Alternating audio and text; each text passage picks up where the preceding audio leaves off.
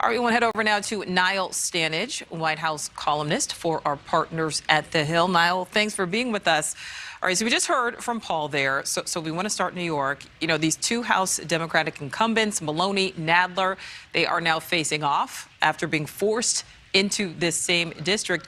Does anyone appear to have the edge at this point? And does this have national implications?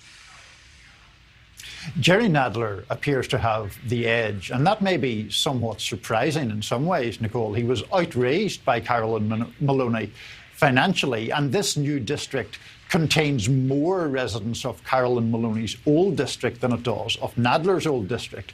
But he is up in the polls by as much as 19 points in a poll last week. And I think, as to your question about the national picture, both these politicians are liberal by national standards, but Jerry Nadler is pretty clearly a notch or two further toward the progressive wing, while by no means being, you know, a squad member or so-called squad member. So that seems to be more what Democratic primary voters are looking for. And saying all of that, there are local issues in this race and local factors in this race. The Working Families Party has endorsed Nadler. That's a party that's a force in New York City politics, not really known nationwide. The New York Times has also endorsed him. And if that endorsement is important anywhere, it would be the Upper West Side and Upper East Side of Manhattan, where this district is located. All right, now let's head south now to Florida. Voters deciding which Democrats will face Governor Ron DeSantis and Senator Marco Rubio in the general election. But how much of a chance do Dems have in either of those races? It's a great question, and there's no doubt that Democrats are facing a pretty serious uphill battle. Florida had been the classic battleground state. Former President Obama won it in both of his campaigns, but then former President Trump took it in 2016 and 2020.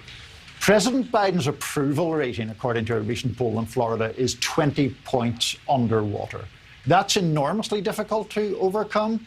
Democrats believe, when you speak to them behind the scenes, that they've a better chance in the Senate race, where they think Val Demings is an impressive candidate, but it's still tricky. On the gubernatorial side of it, Ron DeSantis, though disliked by many Democrats, is in a pretty strong position and has a massive war chest as well. Yeah, we certainly will talk about DeSantis quite a bit.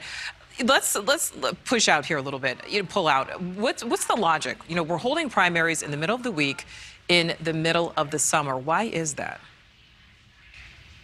You know, I take your point in the question, which I guess is aimed at saying, does it depress turnout to have primaries at this point? You would think, by common sense, it does. There isn't that much real empirical evidence, because primaries tend to draw pretty committed voters whenever they take place. The one caveat or distinction I would make is the New York situation, where this primary was postponed from its original late June date.